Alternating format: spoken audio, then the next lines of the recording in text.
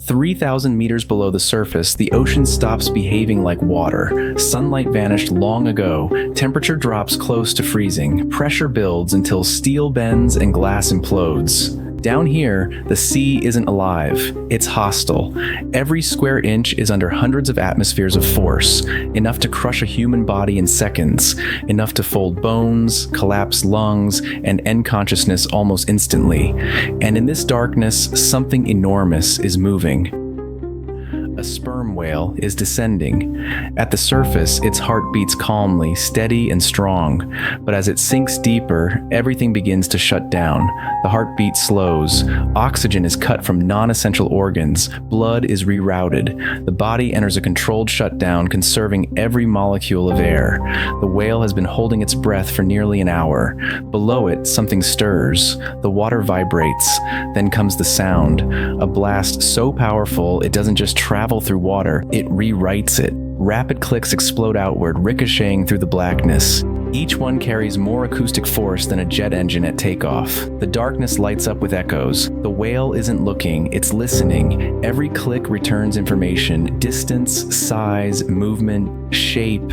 A three-dimensional image built entirely from sound. And what appears in that invisible map is massive.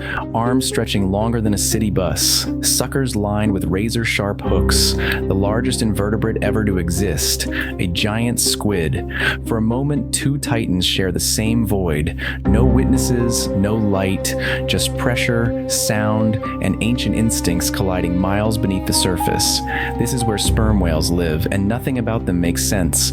For most life on Earth, survival depends on light, vision, color, sunlit food chains. But sperm whales evolved in a world where light is meaningless. A vertical universe stretching miles downward where pressure crushes metal and silence can kill. What makes them strange isn't just their size or their power or even their brain, it's how little we know. For an animal as large as a city bus, sperm whales are almost invisible. They spend over 70% of their lives in depths humans cannot reach. Places so extreme our best submarines survive only minutes. We study animals we can see, lions, wolves, sharks, but sperm whales live beyond observation. We study scars on their bodies, echoes in the water, shadows passing beneath ships. They are Earth's closest equivalent to true sea monsters. Not because they are violent, but because they are unknown. Even their daily lives remain a mystery. Scientists still don't fully understand how they decide when to dive, how long they truly sleep, or how they navigate oceans the size of continents. Sometimes entire groups are observed floating vertically, motionless, like pillars suspended in the water, sleeping upright. Vulnerable, silent, no one knows why. Then there's the way they communicate. Sperm whales don't sing like humpbacks. They click, sharp, rhythmic bursts of sound called codas, patterns so complex that researchers believe they may form regional dialects, possibly even the foundation of a true language. Imagine a brain 6 times larger than ours, living in a world we've never seen, speaking in a code we barely understand. Every so often, the deep allows a glimpse. And when it does, it changes everything. Divers describe encounters that feel impossible, hanging weightless in open water, exposed and small when something vast approaches from the blue, not charging, not fleeing, just arriving. The clicks begin softly, measured, intentional. The whale is scanning you, your lungs, your bones, your heartbeat, building a full internal image of what you are. It hovers. Sometimes it tilts its body, adjusting its position to read echoes more clearly. Sometimes it circles slowly, clicking in patterns that feel almost conversational. And then it waits. These moments aren't accidents. They are interactions. Here's the part that unsettles people most. Sperm whales have brains 6 times larger than ours. They possess neural structures associated with empathy, social bonding, and complex communication. And they evolved those structures millions of years before humans existed. They might be speaking one of the most sophisticated languages on Earth. And despite everything we've done to them, centuries of slaughter, industrialized hunting, near extinction, when we enter their world defenseless and curious, they don't attack, they don't flee, they turn toward us, they try to understand.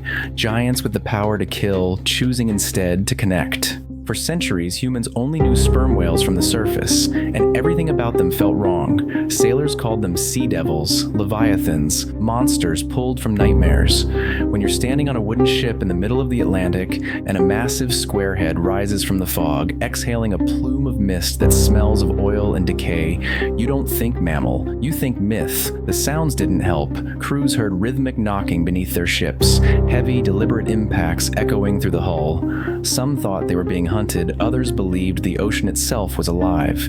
It was sperm whales communicating. Then came the scars. When whalers finally killed enough whales to study them closely, they found circular marks covering their bodies. Huge suction scars, deep cuts, evidence of battles with something far worse than any ship. The legend of the giant squid wasn't imagination, it was written into flesh. In 1820, fear became reality. A sperm whale rammed the whaling ship Essex deliberately, twice. It sank the vessel, the crew drifted for months. Some survived, some didn't. The story spread. Decades later, Herman Melville turned that fear into Moby Dick. The white whale wasn't fiction. It was terror given form, and then we discovered what they carried. Inside that massive head lies the spermaceti organ, filled with waxy oil unlike anything humans had ever seen. It burned clean, didn't freeze, lubricated machinery perfectly. It powered lamps, factories, cities. Sperm whales became liquid gold. So the hunt began. Ships crossed entire oceans. Harpoons flew. Whales screamed beneath the surface. The water turned red. Their distress calls echoed for miles, warning others. Pods learned. Mothers shielded calves. Some fought back, but they couldn't outrun industry. By the 1800s, populations collapsed. Millions were killed, entire regions wiped out. Genetic diversity shattered. We nearly erased them. And only later did we realize what they truly were. Sperm whales shouldn't exist. Their bodies are solutions to problems that kill everything else. Flexible ribs that bend instead of breaking. Lungs that collapse to avoid deadly gas buildup. Blood rich with oxygen-binding proteins. Muscles so packed with stored oxygen they appear almost black. Their hearts slow to near stillness. Their brains map darkness with sound. Their clicks reshape water itself. They don't just survive the deep, they mastered it. And more than that, they shaped the planet. By feeding in the depths and surfacing to breathe, sperm whales transport nutrients upward, fertilizing plankton blooms that support entire ecosystems. They help regulate carbon, influence climate cycles. Even in death, they give life. A fallen whale becomes a city on the seafloor, an entire ecosystem sustained for decades. Life built upon a single giant's descent into darkness. Sperm whales are not just animals. They are engineers, teachers, matriarchs, navigators, the living memory of the ocean. We once feared them as monsters, but fear was never the truth. It was a placeholder for ignorance. Because when you strip away the myths, the scars, the stories written by terrified sailors, what remains is something far more unsettling than a monster. A witness. Sperm whales have been swimming Earth's oceans for over 30 million years, long before cities, long before ships, long before humans ever wondered what waited beneath the surface. They survived ice ages, continental shifts, mass extinctions that erased most large life from the planet. They watched oceans rise and fall. They listened as coastlines changed shape. They adapted while entire worlds disappeared, and through all of it, they kept clicking.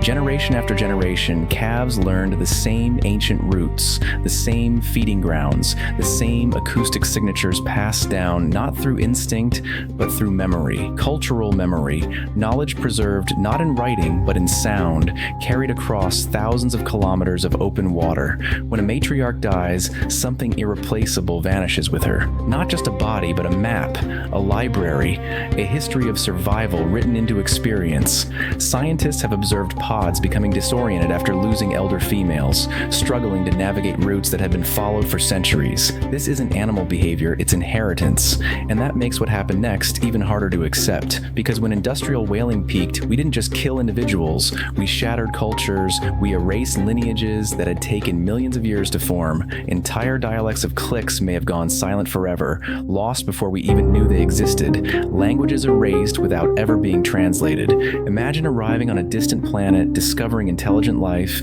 and wiping it out before learning how to say hello. That's what we did. Even now, long after the harpoon stopped flying, the damage lingers. Modern oceans are louder than they've ever been. Cargo ships, sonar, seismic surveys, a constant mechanical roar that fills the water with noise. For an animal that experiences the world primarily through sound, this isn't just pollution, it's blindness. Sperm whales evolved to read echoes and silence, to map entire landscapes through subtle reflections. Now those reflections are drowned out by engines and explosions. Mothers struggle to communicate with calves, pods are separated, ancient roots are disrupted by sounds they can't escape. And still, they adapt, they dive deeper, they click louder, they change patterns, not because the ocean belongs to us, but because survival has always been their specialty. There's a moment researchers describe that captures this perfectly. A whale surfaces near a boat, scarred, old, its skin marked by decades of life in the deep. It pauses, looks, clicks once, then slips back beneath the surface, disappearing into darkness older than human memory. No aggression, no fear, just awareness. A recognition that we are there. And that recognition raises a question that science still can't answer. What do sperm whales think of us? They can hear our ships long before we ever see them. They detect our presence from miles away. They've listened to us enter their world for centuries, first with sails, then engines, then sonar that tears through the water like lightning. They know we exist, they know we are dangerous, and yet when they encounter us directly, unarmed and exposed, they don't respond with the violence we expect from apex predators. They respond with curiosity, with caution, with restraint. That choice matters, because intelligence isn't just problem solving or communication. True intelligence includes judgment, the ability to assess power and choose not to use it. Sperm whales could kill a human effortlessly. A single tail strike could shatter bones. A single collision could end a life instantly. But again and again, they don't.